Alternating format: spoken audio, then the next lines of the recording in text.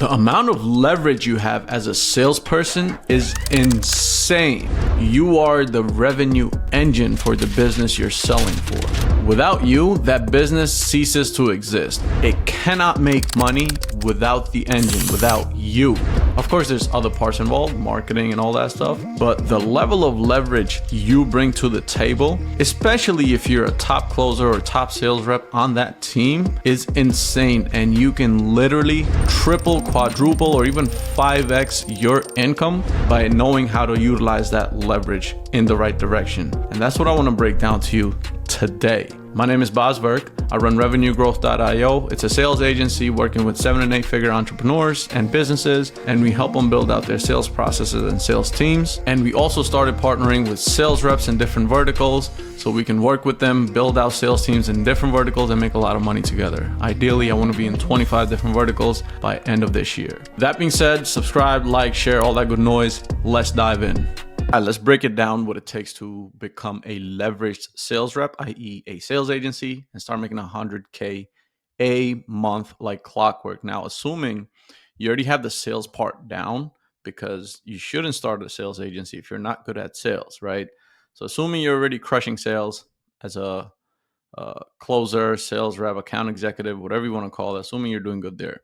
Next thing you need to know is marketing, right? Whether it's for yourself, for your sales agency, get yourself clients, or fulfill for your clients. There's two main channels aside from referrals and affiliates and all that stuff.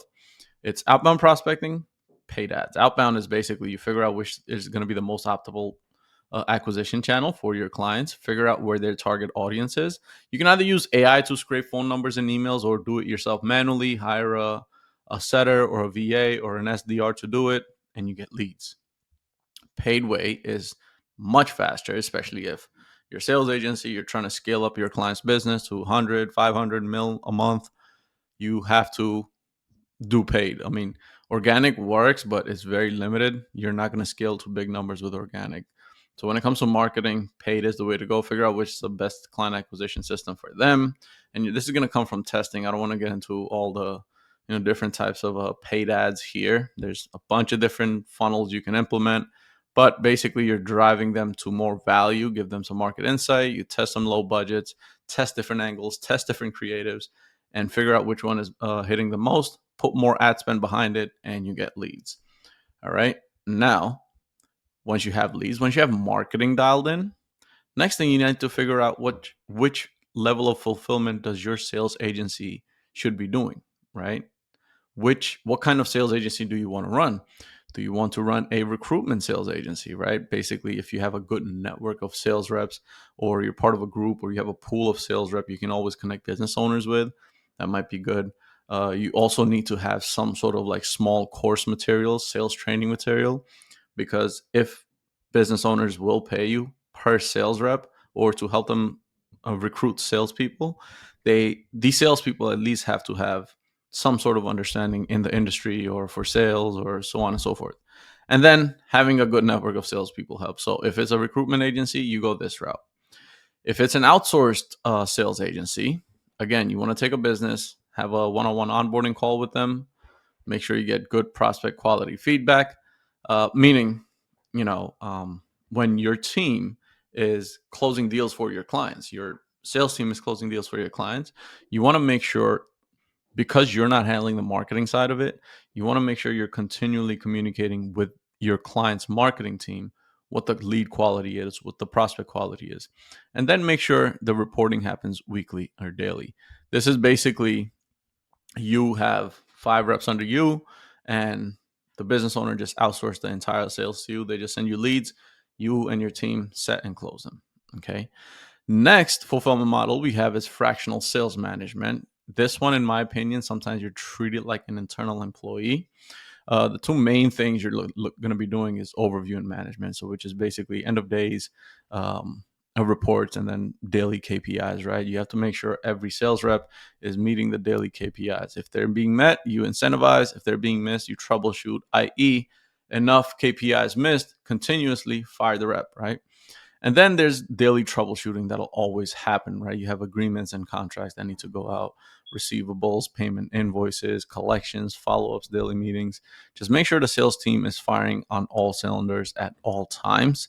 And you can do this as well. Again, not every business is going to treat you like an internal employee.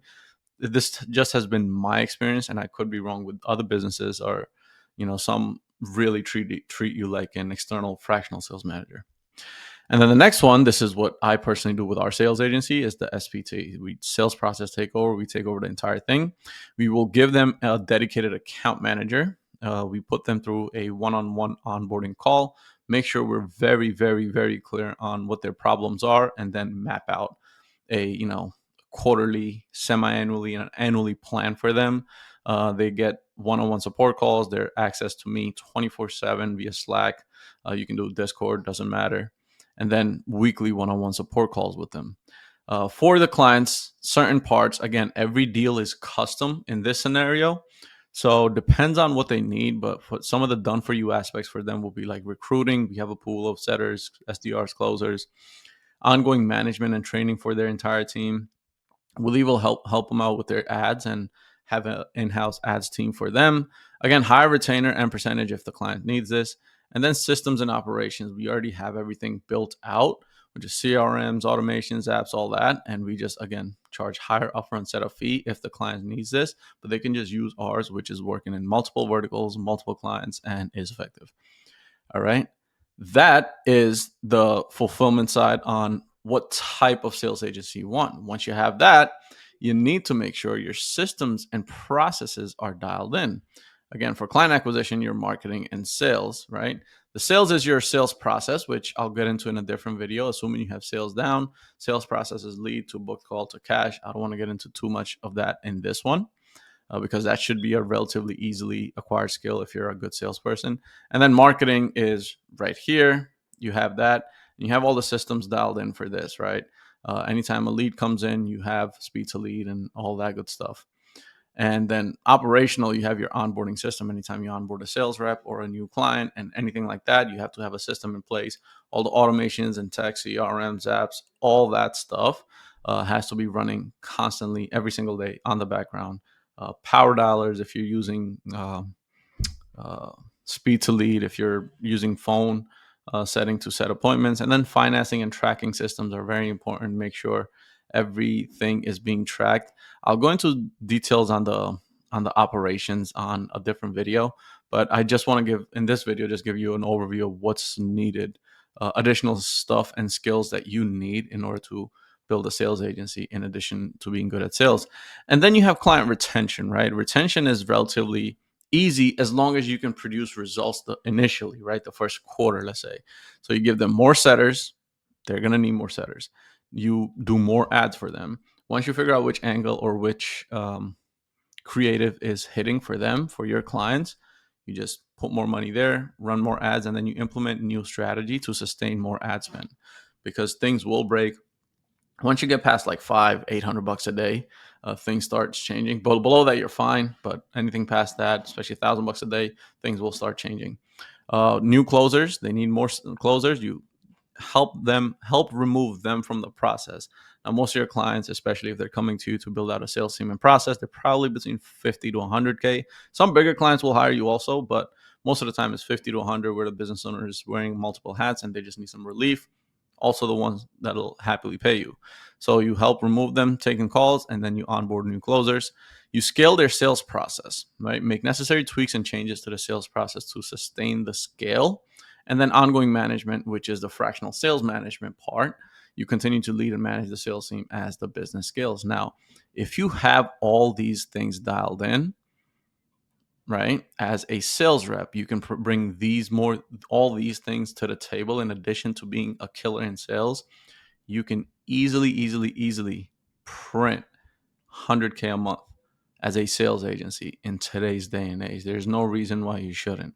Now, I'm saying easily because if you have all this stuff dialed in, but having all this stuff dialed in is what takes a while.